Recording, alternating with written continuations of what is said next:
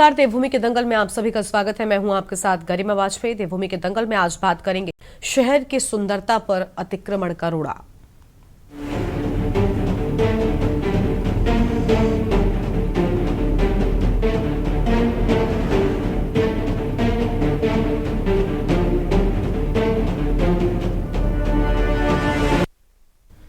उत्तराखंड की राजधानी देहरादून में कुछ समय पहले तक जिस स्मार्ट सिटी के कार्यों पर सवाल उठ रहे थे, उसी स्मार्ट सिटी के कार्यों की अब सराहना हो रही है। सरकार का दावा है कि स्मार्ट सिटी के कार्य अंतिम चरण में है। शहर की सड़कों को गड्ढा मुक्त बनाने के साथ ही सड़कों को साफ सुथरा बनाने, शहर की सफाई व्यवस्था को दुरुस्त करने, पार्कों के सौंदर्यीकरण सहित तमाम कार्य अंतिम चरण में है। आपको बता दें कि मुख्यमंत्री पुष्कर सिंह धामी ने अधिकारियों को गड्ढा मुक्त सड़क बनाने, शहर को सुंदर बनाने समेत सभी कार्यों को पूरा करने के निर्देश दे दिए हैं। लापरवाह अधिकारियों पर मुख्यमंत्री ने सख्त कार्रवाई की चेतावनी भी दी थी। मुख्यमंत्री की इस सख्ती का धरातल पर सकारात्मक असर भी देखने को मिल रहा है। जो स्मार्ट सिटी के कार्य पिछले 8 सालों में नहीं हुए, वो कुछ ही समय में पूरे होते हुए देखने को मिल रहे हैं। वहीं सरकार की जमीनों पर लोगों का कब्जा है, उन पर सरकार प्रदेश भर में अतिक्रमण अभियान की भी शुरुआत करने जा रही है। हालांकि विपक्ष अभी भी सवाल खड़े कर रहा है। कांग्रेस का यह आरोप है कि सरकार ने जानबूझकर समय रहते स्मार्ट सिटी के कार्यों को पूरा नहीं कराया। अब अतिक्रमण के नाम से आम जनता को परेशान करने की नई योजना बन रही है। आज चर्चा इसी पर करेंगे। खास मेहमान हमारे साथ में होंगे, लेकिन उससे पहले ये रिपोर्ट देखें। उत्तराखंड की राजधानी देहरादून स्मार्ट सिटी परियोजना का उद्देश्य शहर को आधुनिक तकनीकी और योजनाओं के माध्यम से ज्यादा सुरक्षित, सुगम, पर्यावरण के अनुकूल और समृद्ध बनाना है। हालांकि स्थानीय नागरिकों को इस पर मिलीजुली प्रतिक्रिया सामने आई है। इस परियोजना के अंतर्गत देहरादून को स्मार्ट सुविधाओं से लैस करने का प्रयास किया जा रहा है, जैसे स्मार्ट यातायात प्रबंधन, स्मार्ट परिवहन, स्मार्ट जल आपूर्ति, सॉलिड वेस्ट मैनेजमेंट, स्मार्ट स्वास्थ्य सेवाएं, स्मार्ट शिक्षा और सुरक्षा, ग्रीन स्पेस और पर्यावरण सुधार, ई गवर्नेंस और डिजिटल सेवाएं वगैरह। इस पर स्थानीय लोगों की राय बताती है कि परियोजनाओं के परिणामों पर लोगों का नजरिया मिला जुला है। देहरादून के निवासी ने बताया कि स्मार्ट सिटी परियोजना का असर सिर्फ कागजों तक ही सीमित दिखाई देता है। उन्होंने कहा, मुझे नहीं लगता कि देहरादून स्मार्ट सिटी हुआ है। बारिश होते ही क्षेत्रों में पानी भर जाता है, जिससे लोगों को बहुत परेशानी होती है। शहर के मुख्य क्षेत्रों में तो सड़कों का ठीक किया जा रहा है, और लेकिन कई इलाकों में अभी तक सड़कें टूटी हुई हैं। ऐसे में इसे स्मार्ट सिटी कैसे कहा जा सकता है? वहीं देहरादून के स्थानीय निवासी ने स्मार्ट सिटी परियोजना के तहत हुए बदलावों की सराहना की है। उन्होंने कहा कि मेरी नज़र में देहरादून में बहुत कुछ बदल चुका है। मुख्य बाजार के अलावा अन्य इलाकों में दीवारों पर चित्रकारी की गई है। सड़कों के किनारे टाइल्स और रेलिंग लगाई गई है। यहाँ की सभी दुकानों को बोर्ड में एक रंग में है, और जिससे शहर और आकर्षक लगने लगा है। यह संकेत है कि देहरादून अब स्मार्ट सिटी बन चुका है। स्मार्ट सिटी के कामों को लेकर आम जनता में मिली जुली राय सामने आई है।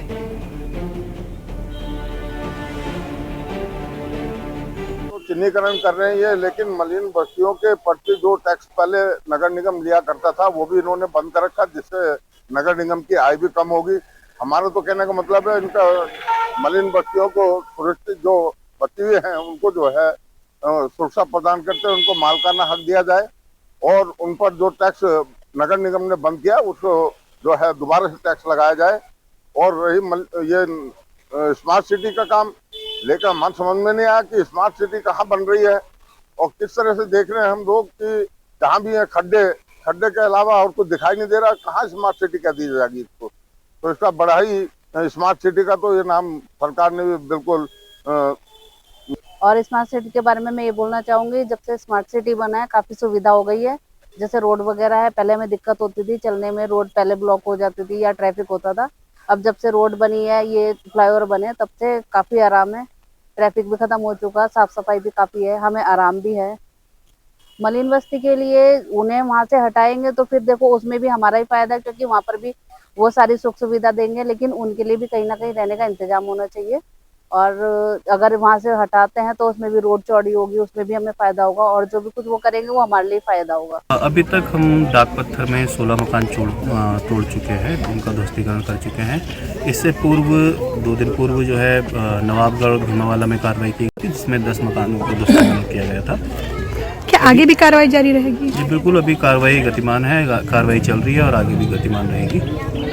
सर, किन किन श्रेणियों की ज़मीनों को या जहां ध्वस्तीकरण हो रहा है, किन किन चीज़ों को नोटिस किया जा रहा है, किन चीज़ों को लेकर हो रही है? जिनके द्वारा भी नदी, नाले, खाले, तालाब या ढांग की ज़मीनों पर अतिक्रमण किया गया है या अवैध रूप से अपने मकान निर्मित किए गए हैं, उनकी ध्वस्तीकरण की कार्रवाई जारी है। विरोध का सामना भी करना पड़ रहा है? बिल्कुल, कुछ लोगों द्वारा विरोध भी किया जा रहा है, उनके द्वारा जो है काफ़ी विरोध किया जा रहा है, ग्रामीणों द्वारा विरोध किया गया है। के नाम पर राजधानी देहरादून की जनता को बड़े बड़े सब्ज बाग सरकार ने दिखाए थे, लेकिन कहाँ है स्मार्ट सिटी? लोग टॉर्च लेकर के ढूंढ रहे हैं, कहीं दिखाई नहीं दे रही है। आप वार्डों में चले जाइए, नालियां जगह जगह चौक हैं, स्ट्रीट लाइटें नहीं है, पार्कों की हालत बहुत ज्यादा खराब है, जगह जगह सड़कों में गड्ढे ही गड्ढे हैं। तो ये कैसी स्मार्ट सिटी है? केवल जो है जनता की गाड़ी कमाई ठिकाने लगाने का काम हुआ, और उसके भ्रष्टाचार पर जो है भाजपा के ही विधायकों ने भी सवाल खड़े किए, लेकिन कोई जांच आज तक नहीं बैठी है। केंद्र सरकार ने लोकसभा में जवाब दे दिया है, कोई भी जो है स्मार्ट सिटी का बजट इस बार केंद्रीय बजट में तो रखा नहीं गया है। तो स्मार्ट सिटी के नाम पर केवल जनता की भावनाओं से खिलवाड़ हुआ है।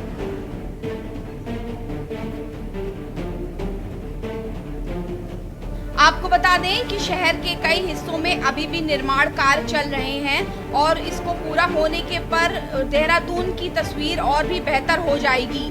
ISBT सहित सहारनपुर चौक पर तो बारिश में सड़कों पर पानी भर जाता है। हालांकि दुकानों के बाहर एक रंग के साइन बोर्ड और दीवार पर पेंटिंग कुछ सुधार जरूर दिखाता है। वहीं राजपुर रोड स्थित देहरादून के स्मार्ट सिटी होने पर सवाल उठा रहे हैं। जिलाधिकारी सचिन बंसल ने स्मार्ट सिटी के अंतर्गत पहले सभी कार्य पूर्ण करने के निर्देश भी दिए हैं। उन्होंने विभागीय अधिकारियों को कार्य की गुणवत्ता और समय के कार्य पूर्ण होने के साथ ही साइन बोर्ड लगाने के भी निर्देश दिए हैं, जिससे कि पर्यटकों के साथ ही आम लोगों को भी परेशानी का सामना न करना पड़े। मॉनसून के दौरान जलभराव वाले क्षेत्रों में मरम्मत कार्य करने के निर्देश दिए गए। चारधाम यात्रा और पर्यटन सीजन को लेकर डीएम ने बताया कि यात्रा सीजन और पर्यटन सीजन को लेकर सभी तैयारियां पूरी हो चुकी हैं।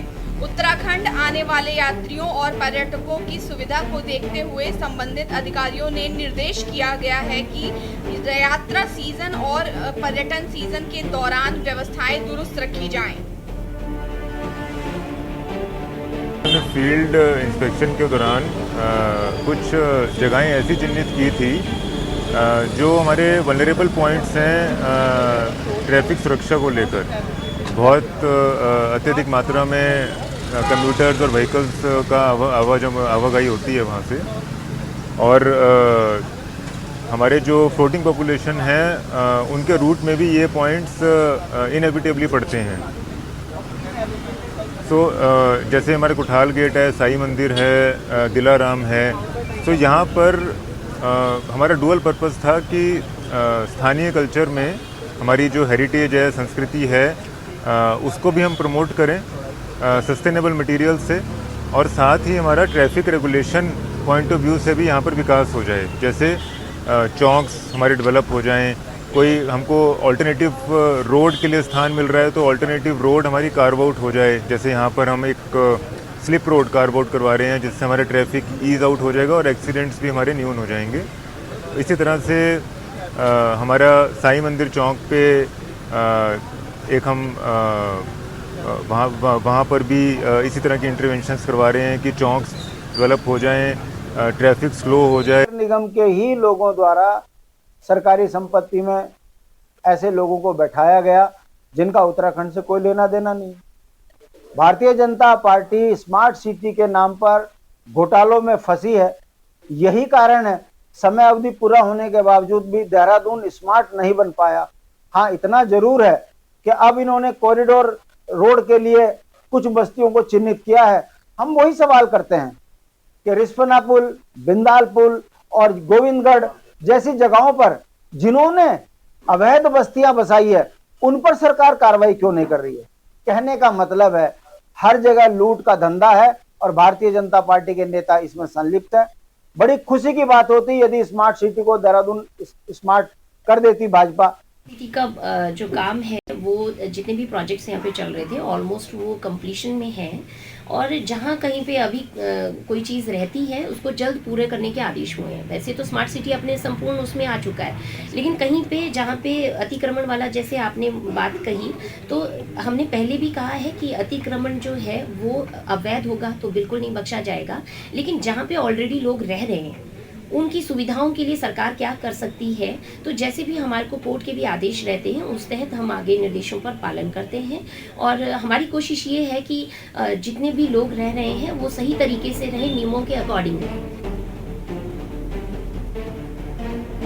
स्मार्ट सिटी जिसे देश के प्रधानमंत्री ने 25 जून 2015 में शुरू किया था, इसका उद्देश्य शहरों में आधारभूत सुविधाओं का विकास करना है ताकि नागरिकों को स्वच्छ और स्थायी वातावरण दिया जा सके। योजना के तहत इन शहरों की तकनीकी को बढ़ावा देने का काम होगा ताकि स्मार्ट परिणाम मिल सके।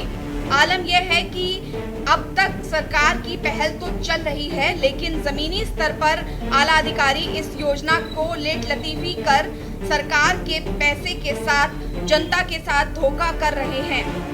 अब सरकार को ऐसे लोगों पर कार्रवाई कर बचे आधे अधूरे कार्य को पूरे कर मेरी सिटी को और भी स्मार्ट कर देने की जरूरत है, नहीं तो आने वाले इस मॉनसून में सरकार को कहीं फिर जनता के विरोध का सामना करना पड़े। Uttarakhand desk report.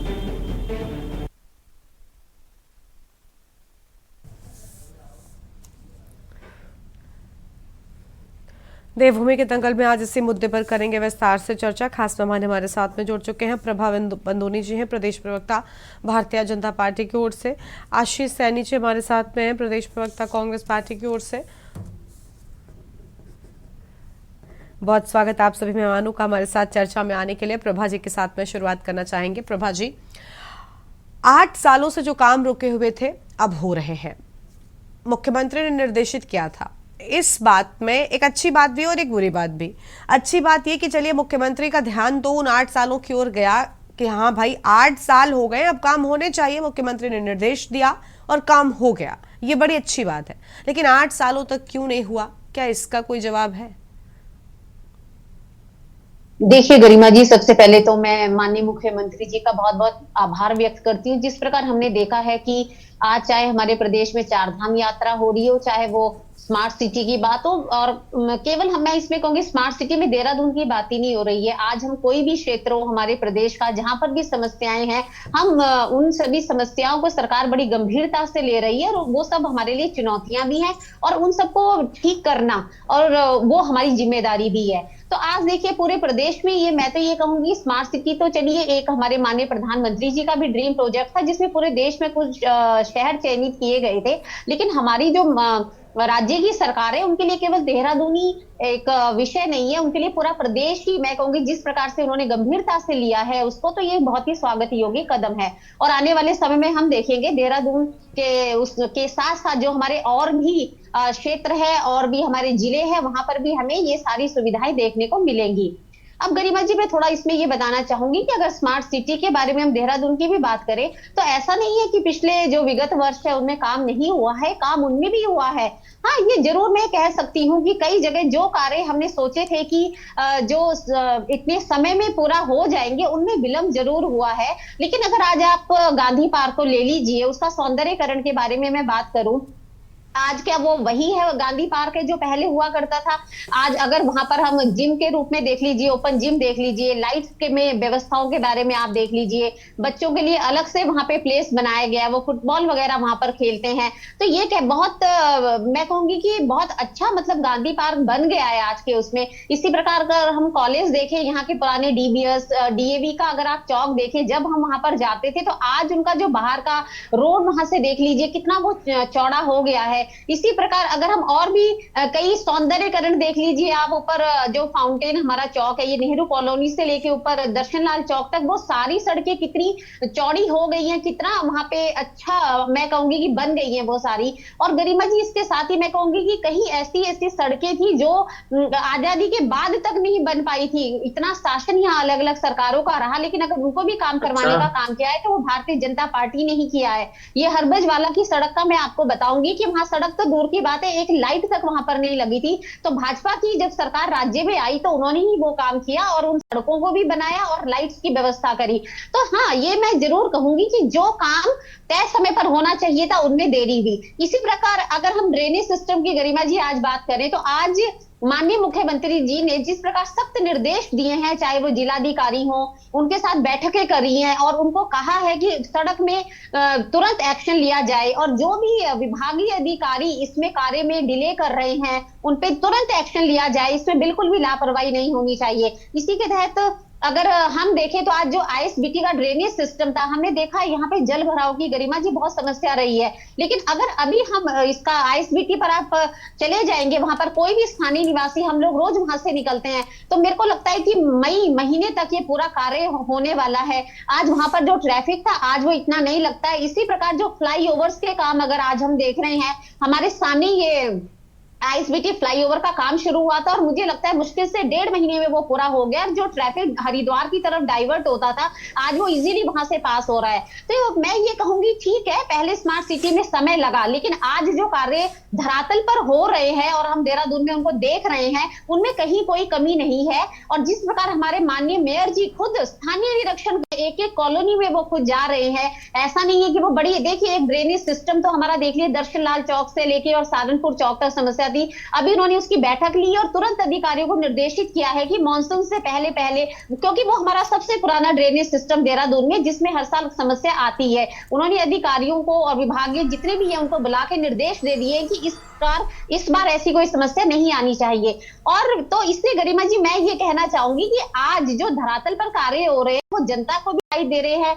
हाँ, जो लेट लतीफी हुई है उसके लिए उन्होंने हुई है, पहले के जो हमारे मैं कहूंगी कार्यकाल रहा है, लेकिन अगर उस कार्यकाल को हम 1 महीने मई में जो हमारे नए मेयर हैं और जिस प्रकार से माननीय मुख्यमंत्री जी ने हर चीज से लिया है, तो मुझे लगता है गरिमा जी मेरे को आने वाले 1-2 महीने में ही सारी समस्याएं दूर हो जाएंगी। चाहे वो तो मैं कहूंगी बहुत हमारा मतलब बड़ी अच्छी बात है कि जो काम 8 सालों से नहीं हो रहे थे वो 1-2 महीने में पूरे हो जाएंगे। तो मुझे लगता है ये मुख्यमंत्री को पहले ही एक बार अधिकारियों को फटकार लगा देनी चाहिए थी। इतना इंतजार नहीं करना पड़ता प्रदेशवासियों को स्मार्ट सिटी के लिए या बचे कार्यों के पूरा होने के लिए। जी गरिमा जी, मैं आपको ये बताना चाह रही हूँ, कई बार क्या होता है कि जब हमारा स्मार्ट सिटी का देखिए बजट आया था, माननीय मुख्य प्रधानमंत्री जी ने वहां से लिया था, तो ऐसा नहीं होता है कि वो एकदम से राज्यों को दे दिया जाता है। उसके लिए पहले उनसे प्लानिंग ली जाती है कि आप दीजिए, अब प्लानिंग उनको दी जाती है, देन डिजाइनिंग, उसमें सारे प्रोसेसेस में जो टाइमिंग लगी है, तो उसके बाद मैं कहूंगी जो कार्य है नियर अबाउट हमारा 90% हो चुके हैं हमारे स्मार्ट सिटी के, लेकिन जो 10% मैं कहूंगी हमारे कार्य अभी बचे हैं वो भी बहुत जल्दी धरातल पर होने वाले हैं और स्थानीय जनता खुद इसका प्रमाण दे रही है। कांग्रेस पार्टी से जानते हैं, कांग्रेस से आशीष सैनी जी हैं, प्रदेश प्रवक्ता है। बहुत स्वागत है आपका। आशीष जी, कहना चाहेंगे 8 सालों के काम थे, 1 महीने में बताया जा रहा है जो हो भी गए काफी हद तक और जो बचे हैं मुख्यमंत्री ने उनको भी लेकर निर्देशित कर दिया वो भी हो जाएंगे। ये बड़ी अच्छी बात है। एक सवाल ये है और दूसरा भी सवाल सुनते जाइए, इसी से जुड़ा हुआ है। कांग्रेस पार्टी पहले ये कह रही थी, इस बात को लेकर विरोध दिखा रही थी कि कार्य पूरे नहीं हुए। बहुत अच्छी बात है, विपक्ष का काम है सरकार से सवाल पूछना और जनता के काम ना हो तो उन पर सवाल उठाना। लेकिन सर, अब जब स्मार्ट सिटी बनेगा या वैसे भी अतिक्रमण पर कार्रवाई तो सरकार करती ही रहती है, अब जब अतिक्रमण पर एक्शन की बारी आई है तो कांग्रेस कह रही है कि भाई अतिक्रमण के बहाने तो लोगों को परेशान कर रहे हैं, चित भी मेरी पट भी मेरी, ऐसे कैसे चलेगा सर? जब एक शहर का सौंदर्यीकरण होगा तो अतिक्रमण तो हटेगा, तो फिर वहां पर आपका विरोध क्या, क्यों, आखिर किस मतलब का है? देखिए, पहले तो गरिमा जी मैं आपसे अनुमति लेकर एक छोटा सा सवाल पूछना है। मैं उम्मीद करूंगा कि प्रभा जी 10 या 20 सेकंड में उसका जवाब दे सकती हैं।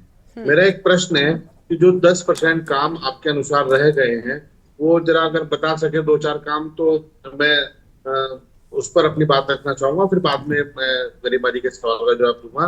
कि 10% काम कौन कौन से रह गए, बस वो बता दें।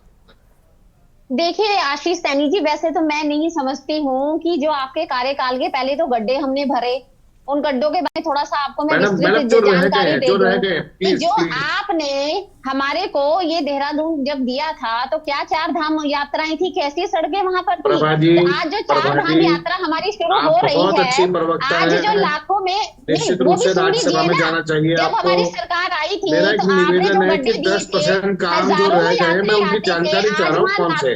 यात्री आ रहे हैं तो वो रजिस्ट्रेशन ऑनलाइन करवा चुके हैं। क्यों? ये विगत वर्षों में हमने श्रद्धालुओं को अच्छी सुविधाएं दी होंगी, वहां की सड़कें अच्छी होंगी, वहां पे आने वाले श्रद्धालुओं को एक अच्छा अनुभव प्राप्त हुआ होगा, तभी आज लाखों में रजिस्ट्रेशन हो गया है ना। तो ये चीज तो देखिए वो भी राज्य के ही अंदर आता है, वो भी राज्य के अंदर। प्रभा जी और आशीष जी, प्रभा जी और आशीष जी, आशीष जी पहले तो आप मेरे सवाल का जवाब दीजिए। आपने अगर उनसे सवाल अब कर लिया हो तो सर आपस में चर्चा नहीं करनी है, बाकी के मेहमान भी चर्चा में आए हैं जोड़ने के लिए। प्रभा जी अब शांत रहिए आप मैडम। हाँ ठीक है, अब आशीष जी आप मुद्दे पर आइए। कांग्रेस का भी ये दोहरा रवैया क्यों सर? अतिक्रमणकारियों पर एक्शन से आपत्ति क्यों है कांग्रेस को? आप मेरे सवाल का जवाब दीजिए। प्रभा जी आप शांत रहेंगे। नहीं, मैं इसलिए कह रहा हूँ क्योंकि वर्ष 2014 में जब प्रधानमंत्री जी पहली बार लाल किले पर चढ़े तो उन्होंने देश में 100 स्मार्ट सिटी बनाने का काम करने की घोषणा करी। और मैं एक जो छोटा सा बच्चा जो कभी देहरादून में पढ़ता था, अब मैं हरिद्वार में रहता हूँ, तो मेरे पुराने शहर देहरादून का नाम आया तो मुझे बड़ी खुशी महसूस हुई। वास्तव में मैं पूरी रात सो नहीं सका कि इतना बढ़िया स्मार्ट सिटी मेरा देहरादून बनने वाला है। मुझे बड़ी खुशी हुई और मुझे बड़ा अच्छा लगा। फिर मैंने स्मार्ट सिटी, क्योंकि उस वक्त हरीश रावत जी मुख्यमंत्री थे, मैं देहरादून गया और स्मार्ट सिटी के जो अधिकारी थे, जो स्मार्ट सिटी देहरादून रजिस्टर्ड भी हुआ था, वेबसाइट भी बनी थी, तो मैंने उत्साहपूर्वक उनसे पूछा कि स्मार्ट सिटी में क्या क्या काम होंगे।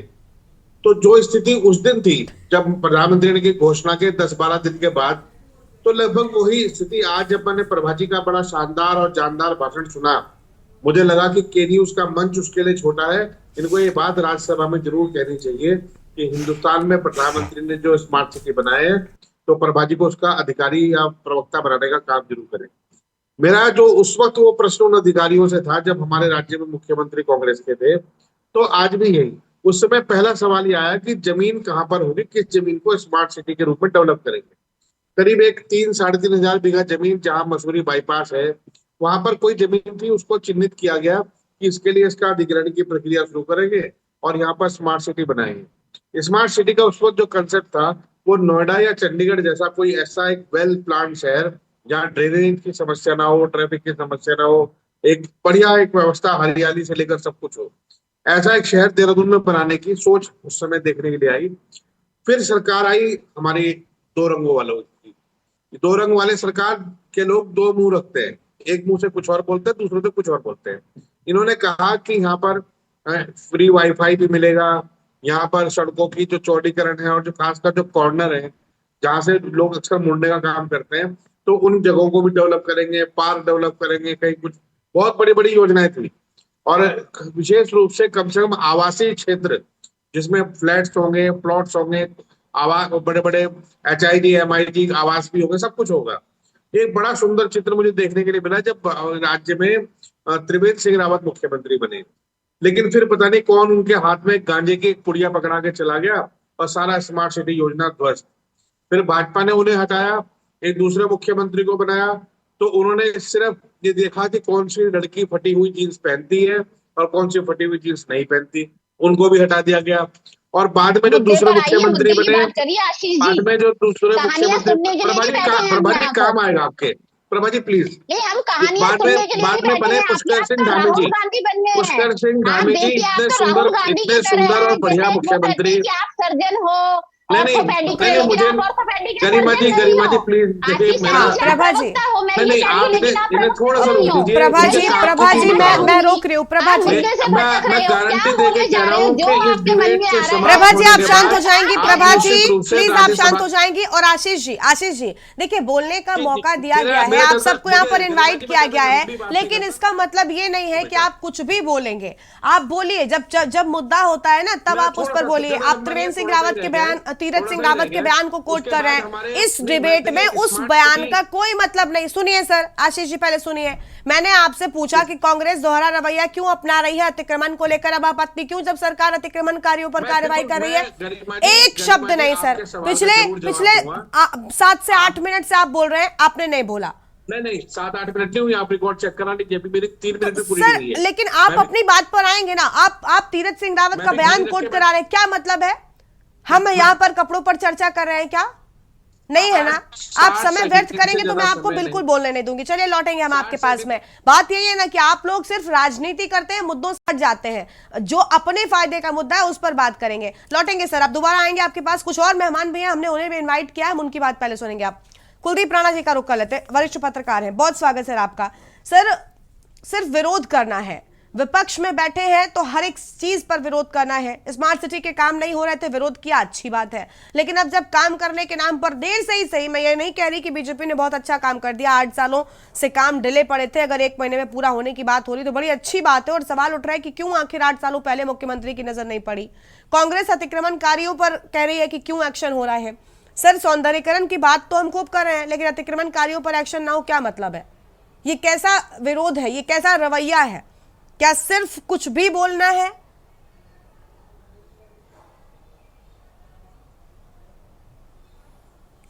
देखिए गरिमा, उत्तराखंड में राजनीतिक विषय हों चाहे विकास के मुद्दे हों, दोनों को लेकर के किस प्रकार की भाषा का और किस प्रकार की संयमित भाषा का प्रयोग करना चाहिए, ये हमारे राजनीतिक दल भूल चुके हैं अब।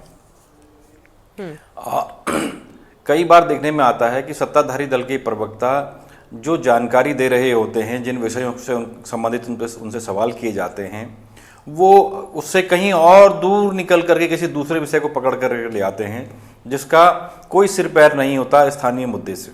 ठीक है, वहीं विपक्ष की हालत ये हो गई है कि विपक्ष जिन मुद्दों को लेकर के बात करता है, जिन सवालों पर वो सवाल खड़े करने की कोशिश करता है, उनका जन सरोकारों से दूर दूर तक कोई लेना देना नहीं होता है।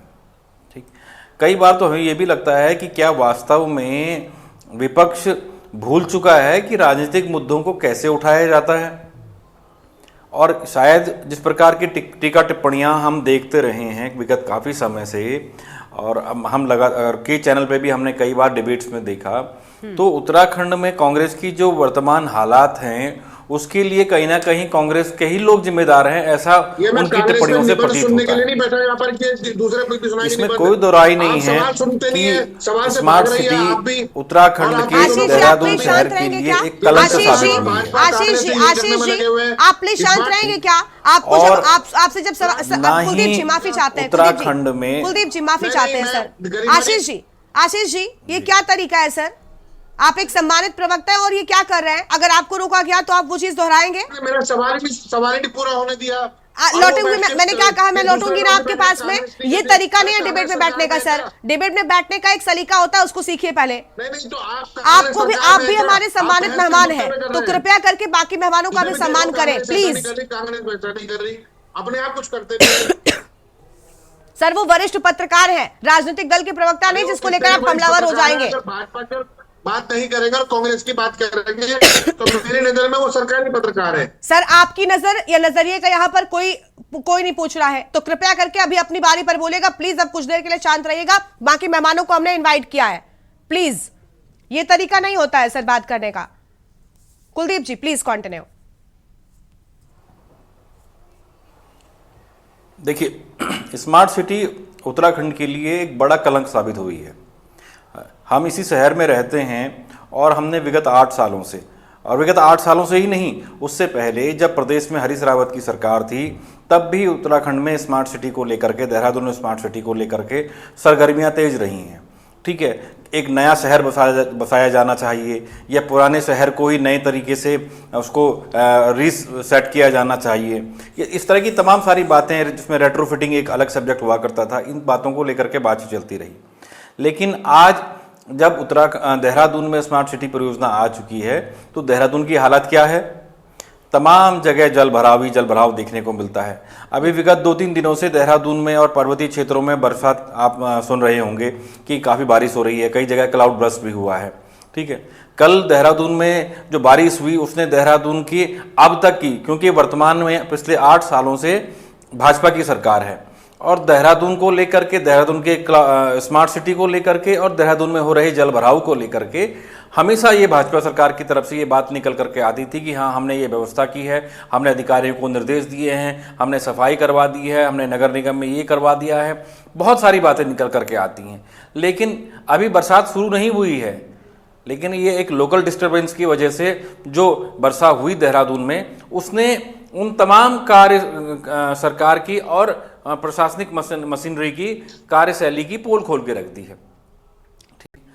दूसरा, मैं एक छोटा सा उदाहरण देकर के अपनी बात स्पष्ट करूंगा कि देहरादून का जो यहाँ पे क्लॉक टावर का एरिया है, जिसे हार्ट ऑफ सिटी कहा जाता है, इसी से लगते हुए एक लेन है, एक सड़क है जिसे पलटन बाजार के नाम से जाना जाता है। पलटन बाजार का एक ऐतिहासिक महत्व है। कहा जाता है कि कभी यहाँ पर ब्रिटिश आर्मी की पलटनें गुजरा करती थी, और एक बड़ा शानदार बाजार है, पूरी फेमस है देहरादून में और उत्तराखंड में। उस बाजार में अगर कभी आप शाम को निकलें, मैं तो बल्कि यहाँ पर बैठे हुए तीनों प्रवक्ताओं से कहूँगा कि कभी वो उस बाजार में जाएं तो उनको पता लगेगा कि वो बाजार में कम से कम 10 से 12 फीट दोनों तरफ से अतिक्रमण हो रखा है। दुकानों के बाहर फुटपाथ कब्जे पर है, फुटपाथ से 6-6 फीट आगे सड़कें कब्जे पर हैं, और उस पलटन बाजार के बीचों बीच जो है देहरादून की सबसे बड़ी कोतवाली है। मिलाकर देखिए, अतिक्रमण जो है, और यह पलटन बाजार डीएम कार्यालय से मात्र आधा किलोमीटर की दूरी पर है, और एसएसपी ऑफिस से भी आधा किलोमीटर की दूरी पर। ठीक है। तो जब जिला प्रशासन ये देख रहा है, सारा प्रशासन ये देख रहा है, और शायद ये तो शहर के बीच की उसे लग रहा है कि अतिक्रमण कार्यों पर एक्शन लेना बहुत जरूरी हो गया है, क्योंकि आपने जिन मुख्य स्थानों का नाम लिया, ये भी अगर अतिक्रमण कार्यों ने यहाँ पर कब्जा कर रखा है तो इस पर एक्शन बहुत जरूरी है। लौटेंगे सर, आपकी बात को हम पूरा और विस्तार से सुनेंगे, लेकिन उससे पहले देवभूमि के दंगल में एक छोटे से ब्रेक के लिए यहाँ पर रुकते हैं, कहीं मत जाएगा, फौरन लौटेंगे।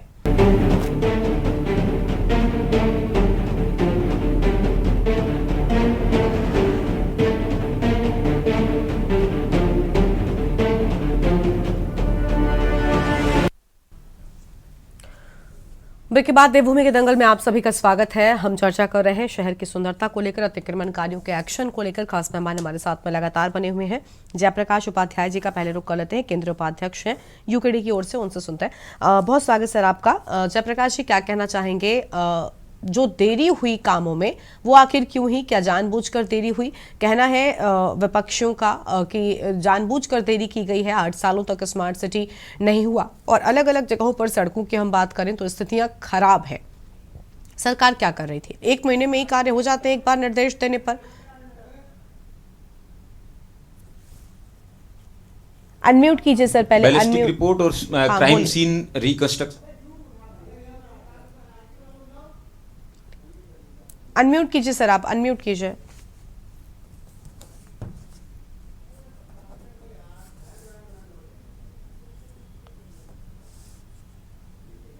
जयप्रकाश जी, आवाज मिल रही है आपको? आप अनम्यूट करेंगे तो हम आपको सुन पाएंगे।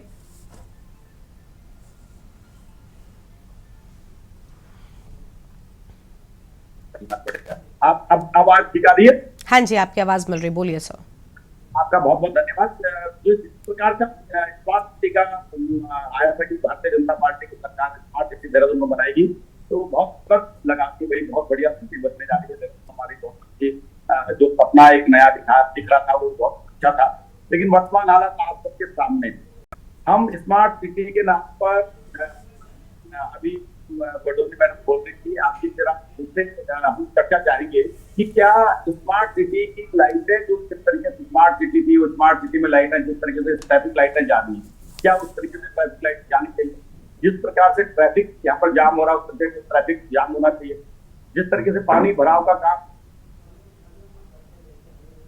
जहाँ जो सड़कें हमारी थी वो सड़कें, उनका विस्तारीकरण हुआ नहीं, तो क्या सत्य हमने स्मार्ट सिटी के रूप में देखी थी। तो मैडम जो आज हम देख रहे हैं कि केवल भगवान कलर कर देने से या किसी सड़क का नाम बदलने से या दीवारों को पेंटिंग कराने से स्मार्ट सिटी नहीं बनती। हमें थोड़ा सा अगर यदि हम वाकई में प्रैक्टिकल देखें कि हमें क्या करना चाहिए स्मार्ट सिटी में, हमें राजनीतिक हम चर्चा करके हम एक रूप में ना जाए, हम क्या कर सकते हैं। हम तो ये चाहेंगे कि जो अधिकारी हैं और जो चीज अगर यदि फंड बच जाए, पहले तो फंड पे बार बार ये कहा जा रहा है कि भ्रष्टाचार की भेंट चढ़ गया। अच्छा, वो भ्रष्टाचार भी बार बार अखबारों के माध्यम से तमाम राजनीतिक पार्टियां उसका विरोध भी हम लोग करते हैं कि भ्रष्टाचार हो रहा है। ये बात सही है कि निर्माण कार्य में भ्रष्टाचार को रोकने में ना तो हमारी सरकार कोई काम कर पाई, ना केंद्र सरकार का कुछ बड़ा इसका अभियान पूरे देश में और प्रदेश में भ्रष्टाचार विद्यमान। अब रही हम क्या कर सकते हैं, हम ये कर सकते थे कि हम इस शहर में अच्छे से प्लान करके कुछ सड़कों का नया निर्माण करते, और जो अतिक्रमण हो गया है, जो अतिक्रमण भारतीय जनता पार्टी और कांग्रेस के समय पर जो अवैध रूप से कब्जे हुए, उन कब्जों को हम ये नहीं कह रहे कि अब विनियमितीकरण कर दो, अब इनका अध्यादेश लिया। उत्तराखंड क्रांति दल ने ये साफ कहा है कि यदि इन्होंने कब्जा कर लिया है तो इनको आप सही रूप से कहीं पर बसाने की व्यवस्था बनाओ, और जो जमीनें कब्जे में है, चाहे वो पूंजीपतियों द्वारा कब्जा कर ली गई है, चाहे वो गरीब लोगों द्वारा कब्जे की गई है, उनको हटाकर सरकारी योजनाओं के काम में लाया जाए। आज पूरी जो आज बेस्ट के रिश्वना और विशाल की और तमाम जगह जो कब्जे में, जिन कब्जों की हम बात कर रहे हैं, उन कब्जों में कब्जे कराने वाले कौन थे, जरा उनको देखिए। तो उनको हम लोग सीधा व्यवस्थित करने के लिए सब लोग उसमें सर्वदलीय बैठक माननीय मुख्यमंत्री जी को बुलानी चाहिए, हम लोगों को उस पर सम्मिलित करना चाहिए, कांग्रेस को उस पर सम्मिलित करना चाहिए, बीएसपी को करना चाहिए, तमाम बुद्धिजीवियों को उस पर सम्मिलित करना चाहिए। आपका शहर कैसा बसे केवल सरकार की जिम्मेदारी नहीं है। आप उसको केवल इसलिए नहीं आप दूसरों के सुझाव लेते कि क्योंकि आपको भ्रष्टाचार करना है, आपके अधिकारी को भ्रष्टाचार करना है। आप किसी अधिकारी को आप समीक्षा बैठक में बुलाइए ना, और 4 प्रतिनिधियों को बुलाइए, जनप्रतिनिधियों को, कि भैया ये क्या शहर बन रहा है, क्या हम ट्रैफिक यूज तो सारे लोग रहे हैं ट्रैफिक लाइट से, और ट्रैफिक लाइट में हम तो बहुत बढ़िया सुझाव दे सकते थे, लेकिन कोई लेने वाला हो, कोई मांगने वाला हो, उसमें भी भ्रष्टाचार हो गया। कैमरों की बात जहां तक आई थी कि कैमरे हम लगाएंगे पूरे देहरादून में, वो कैमरे आज तक नहीं आए। अपराधी ढूंढते पुलिस परेशान हो जाती है, कैमरे जब जांच देते हैं तो कैमरे बंद पाए जाते हैं। तो ये सब चीजें हैं, स्मार्ट सिटी के नाम से हमारा अभी कुछ काम उस तरीके से हुआ ही नहीं है। तो हमारे फुट ब्रिज बनाए जाने थे, रेलवे गेट बनाए जाने थे, ये सब तमाम वो सब चीजें आज नहीं हो पाई। हमने अपना स्टेशन वैसा का वैसा रखा है। आप बताइए ना कि रेलवे स्टेशन वैसे का वैसे ही रखा है, आप क्या स्मार्ट सिटी बनाया आपने उनको। हमारी एंट्री आज रेलवे स्टेशन की देखिए वैसे जैसे थी वैसे ही है। तो आपने मास्टर प्लान जिसने बनाया, पहले तो मास्टर प्लान बताइए कि उसने मास्टर प्लान कैसे बनाया कि जिसमें हमारे को जो मेन रेलवे स्टेशन होता है उसकी धड़कन होती है शहर की, उसी को सही नहीं किया उसने। तो जब रेलवे स्टेशन सही नहीं कर पाया तो वो और क्या करेंगे। अब आपके आड़त बाजार शिफ्टिंग का मामला आ रहा, तो स्मार्ट सिटी बन गई और अब आड़त बाजार शिफ्ट हो रहा है। तो ये विरोधाभास है। अभी सड़कें खुद अभी देखना, ये बरसात आएगी, जो सड़कें बनी दोबारा पाइप लाइन के लिए खुदने शुरू हो जाएंगी, बिजली के खंभों के लिए खुदनी शुरू हो जाएंगी, और केबल के लिए खुदनी शुरू हो जाएंगी। तो हम एक प्लान के तहत काम करते, और अगर यदि हम लोगों के पास कोई अच्छी वो, पहले तो हम देश की बड़े हमारे यहाँ IIT बहुत बढ़िया ढंग से प्लान करके लाते, तो निश्चित तौर पर बहुत अच्छे काबिल इंजीनियर हमारे देश के अंदर और हमारे प्रदेश के अंदर है, उनसे आप वो ले सकते थे। लेकिन आपने राय नहीं दी, आपने राय देकर दूसरे चीजें जो आया जिसकी मर्जी से, जैसे अधिकारी आपने देखा बदल गए। स्मार्ट सिटी का जो DM आ रहा है उसी को चार्ज आप देके खत्म कर दे रहे हैं। अब बेचारे DM के पास तो इतना काम होता है, वो क्या देखेगा CO का काम, वो अपना जिला संभालेगा, प्रशासनिक व्यवस्था संभालेगा, न्यायालय का मामला संभालेगा, या तुम्हारे CEO का पदभार संभालेगा। तो ये भ्रष्टाचार होना इसमें लाजिमी था, क्योंकि ये पहले से ही सरकारों ने इस पर ध्यान नहीं दिया। और मैं तो ये कहना चाहता हूँ कि अगर यदि मैडम संजीदा है और कुछ कर सकती है, पहले तो हम लोग जो डिबेट करते हैं तो समाधान की ओर नहीं ले जाते। हमें चाहिए कि कभी भी हम समाधान के न्यूज अगर यदि कुछ कर रहा है तो के न्यूज की भी जिम्मेदारी है कि वो सरकार तक इस मामले को ले जाएं। पहले बिल्कुल बिल्कुल बिल्कुल हम यही चाहते हैं कि देखिए प्रदेश हित में काम हो, और शायद यही वजह है कि हम जनता के हित के मुद्दे लगातार जयप्रकाश जी उठाते रहते हैं। ठीक है सर, आपकी आवाज कुछ कट रही है, माफी चाहती हूँ, आपके पास लौटूंगी, आपकी आवाज ठीक तरीके से हम तक पहुंच नहीं रही है, लौटेंगे आपके पास में। आशीष जी का एक बार फिर से रुक कर लेते हैं। आशीष जी, क्या जानबूझकर कार्यों में देरी की गई? जो काम ये 8 साल वाली जो बात निकलकर सामने आ रही है, क्या इसमें जानबूझकर देरी हुई?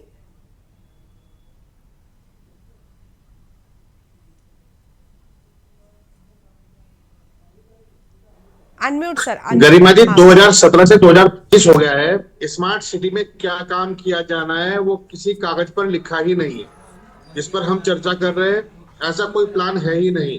और प्रधानमंत्री दिल्ली में घोषणा कर चुके हैं कि स्मार्ट सिटी योजना गड्ढे में गई। न स्मार्ट सिटी योजना के लिए कोई प्लान बना, न कोई प्लान कहीं कागज पर है, न इनके प्रवक्ता को जानकारी है और न किसी अन्य व्यक्ति को। लेकिन मैं एक बात जरूर कहूंगा जो आज की डिबेट में हुई, यदि जो लोग सरकार में नहीं है हम उनको आलोचना करने का काम कर रहे हैं, लेकिन जो सरकार में उनसे सवाल पूछेंगे नहीं, तो आप ये डिबेट कर किस मुद्दे पर रहे? मैं उत्तराखंड की सरकार के तीनों मुख्यमंत्रियों को चैलेंज करके कह रहा हूं कि वो एक कागज सामने रख दे कि ये उनकी योजना थी और इसमें से ये काम हुआ है। आज प्रभा बदूनी जी ने जितनी बातें यहाँ पे रखी हैं सारी झूठ है। वो उनके मन से कपोल कल्पित एक कहानियां उन्होंने बनाई और बता दी। और जिस तरीके से वो बोलते हैं कि हम ये कर देंगे और हम वो कर देंगे, इनको तो अभी पता ही नहीं कि करना क्या है। मैं फिर कह रहा हूं कि स्मार्ट सिटी में क्या बनना है, क्या सुविधाएं चाहिए थी, क्या होना चाहिए था, वो है ही नहीं कहीं कागज पर। पहली बात। दूसरी बात, आपने अतिक्रमण को लेकर बात कही। अतिक्रमण आप चिन्ह लगाकर चिन्हित कीजिए, अतिक्रमण निशान लगाइए कहां पर अतिक्रमण है और कार्रवाई कीजिए। ये नहीं है कि कोई आईपीएस आईएएस अफसर अचानक से मुंह धोकर उठा और चलो जी अतिक्रमण हटाओ अभियान चलता है। आप नोटिस कीजिए, 24 घंटे का दीजिए, 48 घंटे का दीजिए, 1 हफ्ते का दीजिए और फिर उस पर कार्रवाई कीजिए। कौन मना करता है? लेकिन अधिकारी उत्पीड़न करने की नियत से, भ्रष्टाचार करने की नियत से, यानी जहां से 10 रुपए मिल जाएंगे वहां चुप बैठ जाएंगे, वहीं बुलडोजर पीछे चला जाएगा और जहां नहीं मिलेगा, जहां से इनको राजनीतिक लाभ होता होगा, वहां बुलडोजर चलाएंगे। ये बुलडोजर कल्चर उत्तराखंड का और विशेष रूप से देहरादून का नहीं है। मैं इनको चैलेंज कर रहा हूं, मुख्यमंत्री को। इन्होंने 2 चिट्ठियां निकाली थी कि वन विभाग की जमीन और सिंचाई विभाग की जमीन खाली कराएंगे। आज केवल 5% जमीन खाली करा के ये अपनी छाती पीट रहे हैं वहां घंटा घर पे खड़े होके।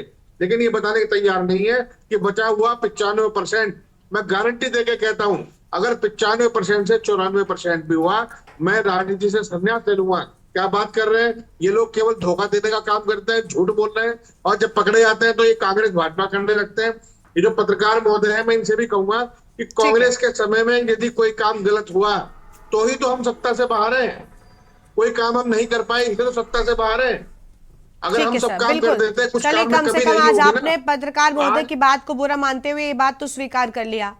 आज आपने कम से कम ये स्वीकार तो कर लिया कि हाँ आप काम नहीं कर पाए, वरना अमूमन तो आप ये बातें स्वीकार नहीं करते। चलिए प्रभा जी से हम जवाब लेंगे। अभी प्रभा जी कुछ कहना चाहते हैं, लेकिन उससे पहले कुलदीप जी का रुख कर लेते हैं। कुलदीप जी कुछ कहना चाहेंगे? आशीष जी ने कुछ सवाल उठाए हैं। नहीं, देखिए, मैं आशीष जी ने जितनी बातें कही हैं मैं समझ नहीं पा रहा हूँ कि वो कहाँ से बातें उठा के लाए हैं। ठीक है ना? और कोई भी गवर्नमेंट हो, चाहे वो भाजपा की हो या कांग्रेस की गवर्नमेंट हो, जब कोई योजना धरातल पर लाती है तो सबसे पहले उसकी डीपीआर तैयार होती है, उसका एक्शन प्लान तैयार होता है। ठीक है, तो ये बातें कहाँ से लेके आ रहे हैं ये तो मैं नहीं जानता। ठीक है, और देहरादून में स्मार्ट सिटी का इतना बड़ा प्रोजेक्ट बन गया है। ठीक है, हाँ, इसमें कोई दोहराई नहीं है, ये प्रोजेक्ट असफल साबित हुआ है। इस प्रोजेक्ट में भ्रष्टाचार की पूरी संभावनाएं दिखाई दे रही हैं। ठीक है ना? कोई भी योजना 8 साल तक नहीं लंबित हो सकती, कोई भी योजना। और आज के दौर में जिसमें सबसे ज्यादा समय लगता है सड़क परियोजना, उसमें भाजपा नितिन गडकरी जो है रिकॉर्ड समय में सड़कें बना रहे हैं।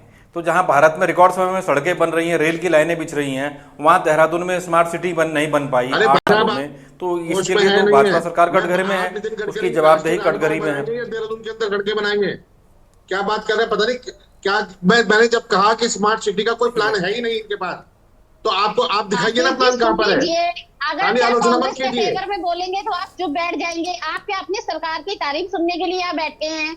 नहीं, मैं तारीफ सरकार है, मैं अगर वो केवल अभी स्मार्ट कांग्रेस की सिटी तारीफ की बात करेंगे कर तो रहा आप हूँ। उनकी कहाँ तारीफ है करने स्मार्ट लग सिटी? जाओगे। आप अगर कृपया है करके तो सुन दिखाओ लीजिए। और नहीं है तो बताओ। मैंने आपसे प्रभाजी एक सवाल पूछा था कि कौन मैं से बचे आपको हुए जवाब काम दे रह रही हूँ ना, गए हैं? पहले आप आपको जो मालूम ही नहीं है बचे हुए काम कौन से रह गए? नहीं, जब आपको आपको सब पूरे पता है, कामों की आपको सब सूची पता आपके है। पास होगी तभी तो आप बताओगे कि बचे हुए काम रह गए हैं। कहाँ है वो लिस्ट? आपने ये दिखा बोला दीजिए कि ना। आज हमें जनता ने आपके इसलिए बाहर मोबाइल में क्या तो किया, होगी। आपने कुछ काम नहीं किए। आप स्मार्ट सिटी आशीष पर जी, आज मैं डिबेट आपको ये करने आई है इतने बड़े बोलूंगी कि चैनल पर, आपने तो इतने आप काम लिस्ट करे तो कि लेके जनता आई ने होगी ना। आपको बाहर करा।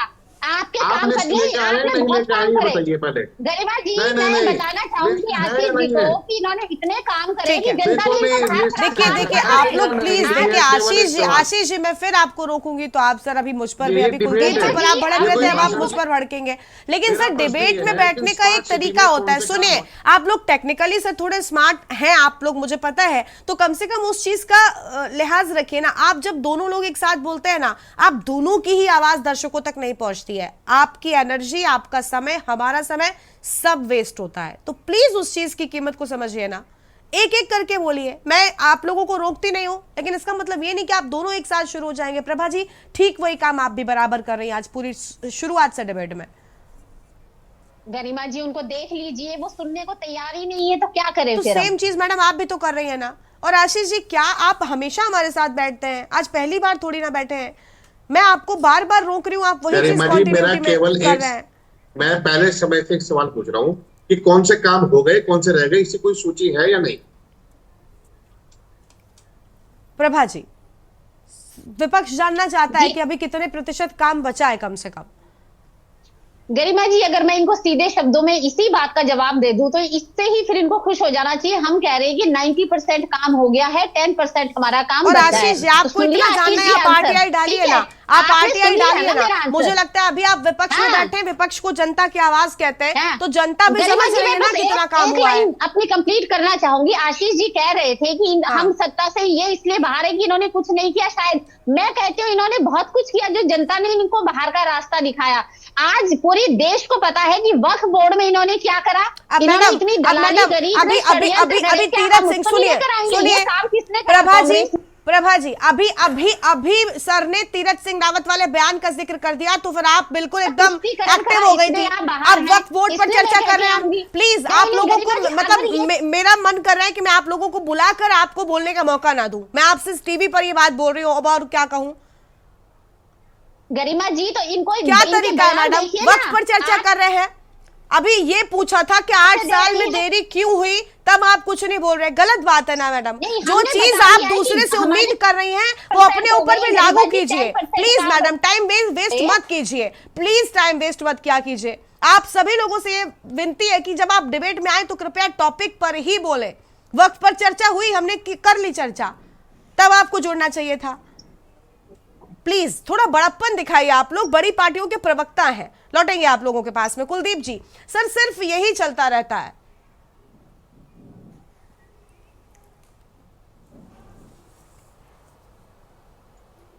क्या कहेंगे सर? क्योंकि राजनीतिक दल जब अपना, कुलदीप जी आवाज मिल रही है आपको? कुलदीप जी सुन पा रहे हैं आप? मैं आपका पूरा सवाल नहीं सुन पाया गरिमा। कुलदीप जी, सिर्फ यही चलता रहता है, मीठा मीठा गप गप, कड़वा कड़वा थू थू। ये क्या है? अपनी बारी आए तो सब ठीक, तब हम वक्त पर भी चर्चा कर लेंगे, तब हम सारी दुनिया के राजनीतिक मुद्दों पर चर्चा कर लेंगे। टीवी पर बैठे आशीष जी। राज्य के लिए, उत्तराखंड राज्य के लिए, उत्तराखंड राज्य की जनता के लिए ये बड़े दुर्भाग्य का विषय है कि इसने राज्य निर्माण में सबसे बड़ी भूमिका निभाई, आज वो नेपथ्य में चली गई है।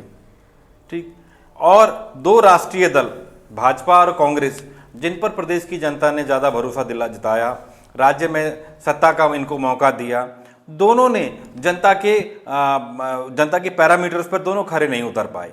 आज आलम यह है कि दोनों एक दूसरे पर छीटाकसी करके, मुद्दों से दूर ले जा करके, और सर गंभीरता तो अपनी खानापूर्ति कर लेते हैं। ठीक है, गंभीरता तो कहीं दिखती नहीं है। इसमें कोई दोहराई नहीं है कि देहरादून में स्मार्ट सिटी के काम में अनियमितताएं स्पष्ट दिखाई दे रही हैं। और कई अभी इस नोकझोंक में बोलने का अवसर नहीं बन पाया, लेकिन कई ऐसे विषय हैं। देहरादून परेड ग्राउंड में रेन वाटर हार्वेस्टिंग को लेकर के 200-250 करोड़ की लागत से एक बड़ा प्रोजेक्ट बन रहा था। वो प्रोजेक्ट कहां है कोई नहीं जानता। पलटन बाजार में, राजपुर रोड में, ईसी रोड में अंडरग्राउंड डक्ट लाइन डाली गई थी, सड़कें खोदी गई, डक्ट डाली गई।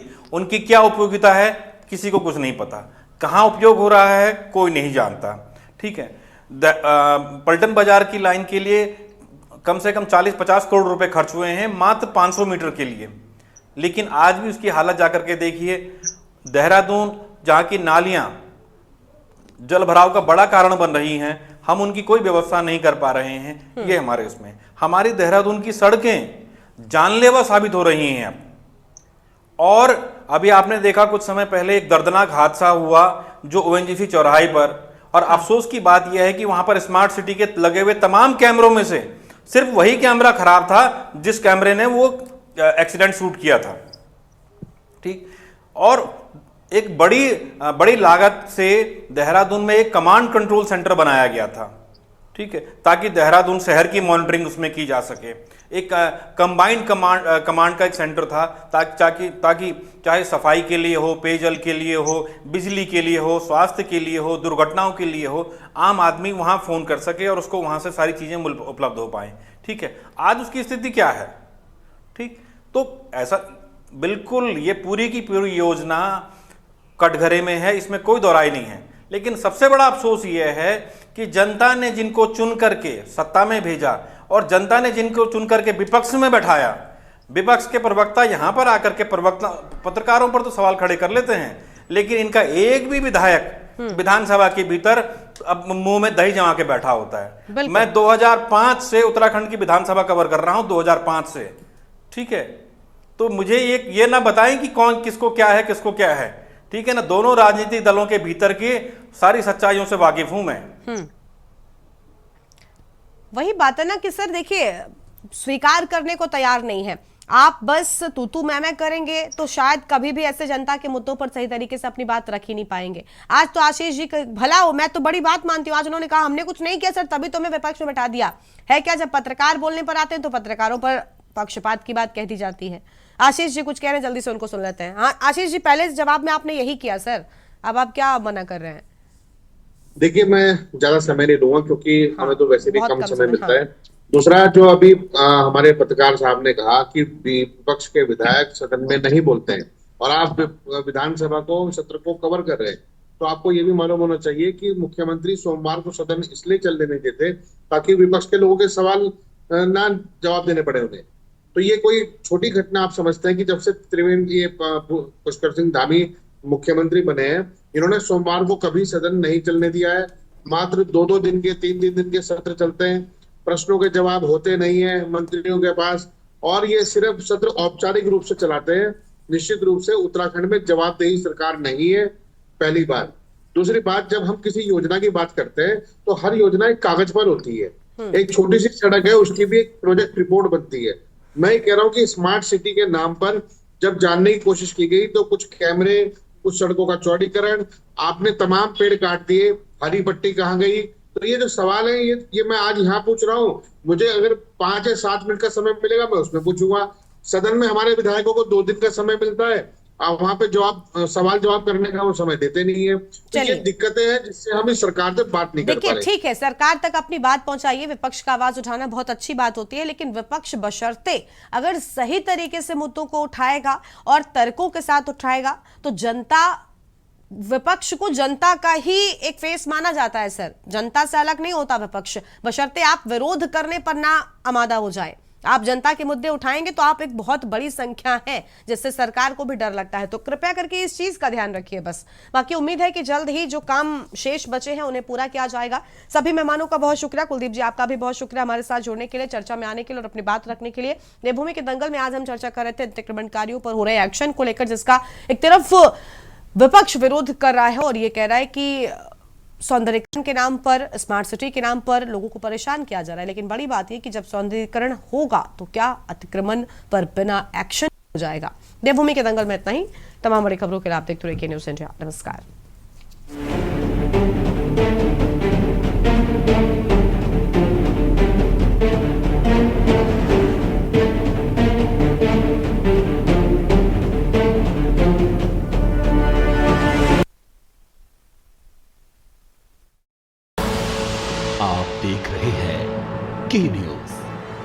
आपका सारथी।